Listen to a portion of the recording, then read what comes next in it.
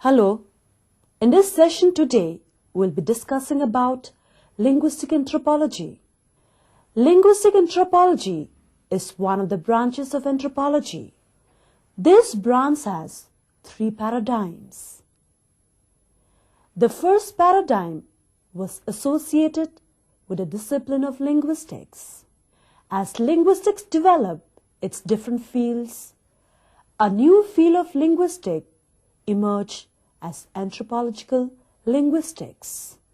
The field was devoted to linguistic documentation of languages, then seen as doomed to extinction. Major areas of interest for this field include, firstly, grammatical description,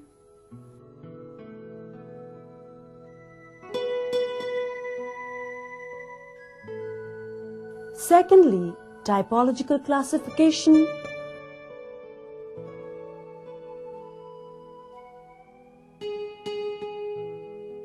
and thirdly, the unresolved issue of linguistic relativity.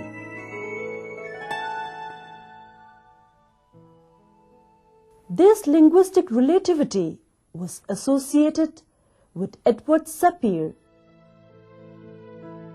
and Benjamin Lee Whorf, but it was actually brought to American linguistics by Franz Boas, working within a theoretical framework. One of the postulates in this field is what is called the Sapir-Whorf hypothesis. The argument that language defines the way a person behaves and thinks was made by Edward Sapir.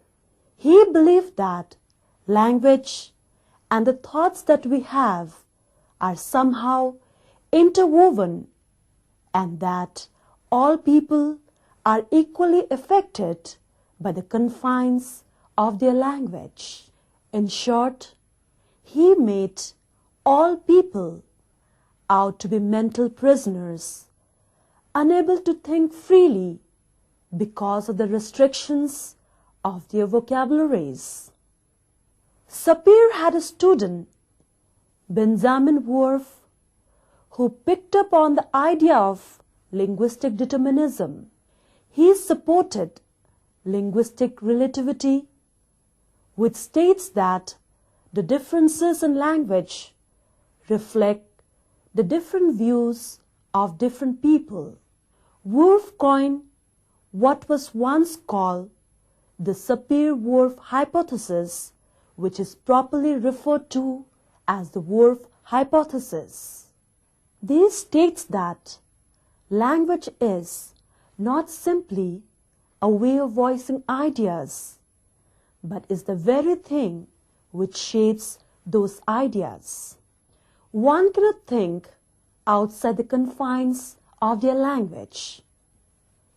The result of this process is many different worldviews by speakers of different languages. They settled in the mountains where they created a subsistence economy where they did pretty well in rough terrain, but were able to nhưng chúng tôi không phải chỉ có chúng tôi giàn dựng mà chúng tôi mời cả đạo diễn.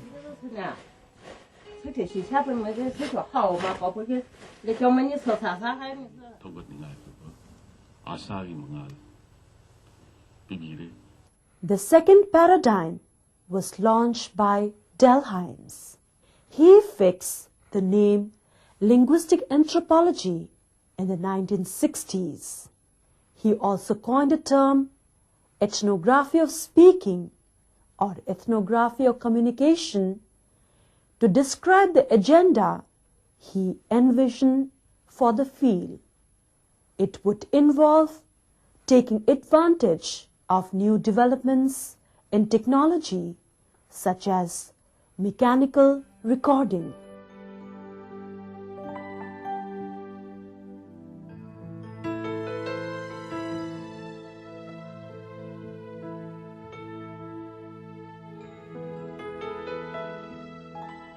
A new unit of analysis was also introduced by Hines.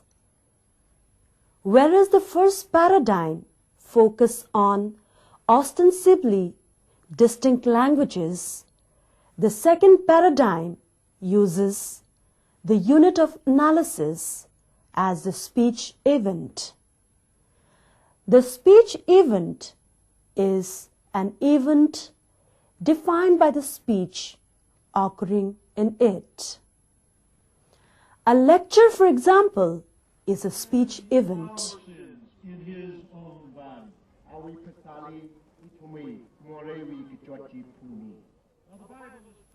In a speech situation, a speech may or may not occur.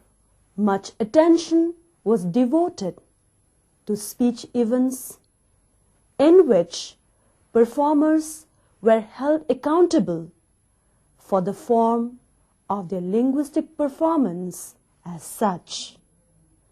Since the late 1980s, linguistic anthropology does not take much interest in continuing to pursue agendas that come from a discipline alien to anthropology.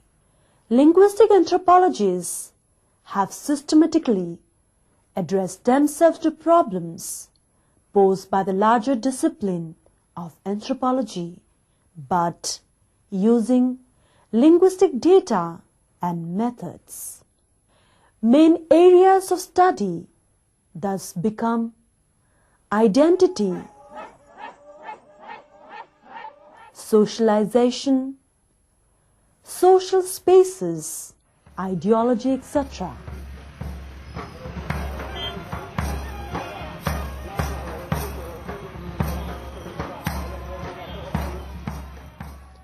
Now, the linguistic anthropology can be defined as the study of language as a cultural resource and speaking as a cultural practice. The speakers are considered as social actors, members of a particular complex communities, each organized in a variety of social institutions and through a network of intersecting but not necessarily overlapping sets of expectations, beliefs, and moral values about the world. It is an interdisciplinary field. It relies on and expands existing methods in other disciplines, linguistics and anthropology in particular. It aims to understand the multifarious aspects of language as a set of cultural practices. It is not just a study of language done by anthropologists. The act of providing a written account of some aspects of the grammar of language spoken by people without writing does not come within the ambit of linguistic anthropology. The scope of linguistic anthropology is different from a linguistic study or survey, as well as from ethnographic account of a particular ethnic group. The focus of linguistic anthropology is on languages as a symbolic resource that enters the constitution of social fabric and the individual representation of actual or possible worlds. Such a focus allows linguistic anthropologists to address in innovative ways some of the issues and topics that are at the core of anthropological research, such as the politics of representation, the constitution of authority, the legitimation of power, the cultural basis of ethnicity and racism, and many more. The basic assumption of linguistic anthropology is that there are dimensions of speaking that can only be captured by studying what people actually do with language, by matching words, silence, and gesture with the context in which these signs are produced. And for example, the decor that you will find today, we couldn't do, for example, the chairs, the frigidaire. There are three major theoretical areas within linguistic anthropology. And let us see what are those areas. Three major theoretical areas within linguistic anthropology are there, and these are developed recently, and they are related with performance, indexicality, and participation. The concept of performance has a number of sources and a number of ways of interpretation. One dimension of performance is originated from Noam Chomsky in his distinction between competence and performance. Competence is a knowledge of the language that the ideal speaker has. On the other hand, performance is the application of that knowledge in the acts of speaking. The second meaning of performance is related with the works of J.L. Austin. Performance is considered as doing of things with words. All utterances do something. Yet another dimension of performance is derived from folklore studies, poetics, more generally from arts. Performance is something creative, realize, achieve. It is a dimension of human life that is most typically emphasized in music,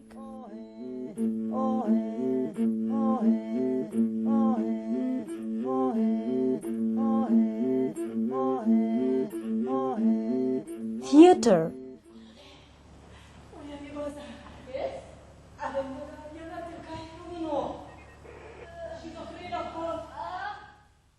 and other public displays of artistic abilities and creativity. It is found in verbal debates, but will not yield to the onslaught of the commercialization with which there is a powerful storytelling,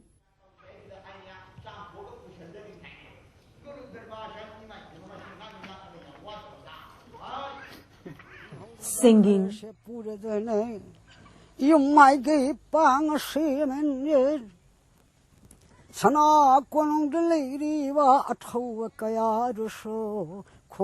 and other speech activities. Performance has yet another dimension that implies a notion of creativity and improvisation. This is found across all kinds of speech activities and speech events. Communication is not only the use of symbols that stands for beliefs,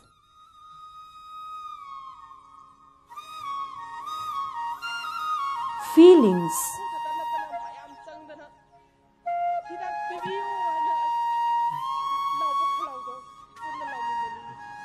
identities, events, etc.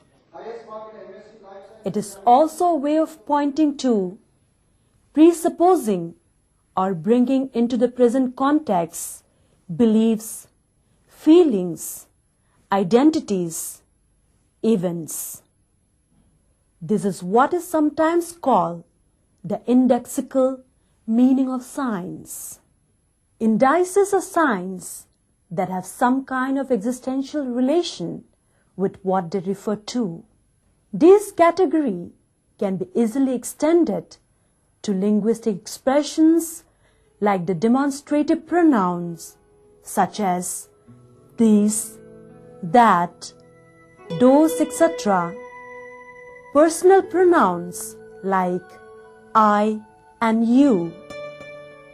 temporal expressions like now, then, yesterday. Spatial expression like up, down, below, and above, etc. In this type of meaning, a word does not stand for an object or concept. It rather points to or connects to something in the context. The property of these expressions is called indexicality. The indexes range from apparently innocuous inquiries like, can you speak French? To political commitment like, which side are you on? In participation, the speakers are considered as social actors and the speaking as social activity. The speaker is a member of a speech community. A competent speaker means one who is able to do things with that language as a part of larger social activities that are culturally organized and must be culturally interpreted. The notion of participation stresses the inherently social, collective, and distributed quality of any act of speaking. It assumes cognition to manage the retrieval of information and the prediction of others' action necessary for problem solving. It also assumes a corporeal component, a life body that interacts with the environment not only physically but also meaningfully. Alessandro Duranti of California University explains that the uniqueness about linguistic anthropology lies in its interest in speakers as social actors in language as both a resource for and a product of social interaction in speech communities as simultaneously real and imaginary entities whose boundaries are constantly being reshaped and negotiated through myriad acts of speaking. After looking at the major theoretical areas of linguistic anthropology, we can somehow conclude that among the other linguistic sciences, linguistic anthropology is the closest to social linguistics. Linguistic anthropologists share an interest in speakers as members of speech communities and the social distribution of linguistic forms, repertoires, and speech activities.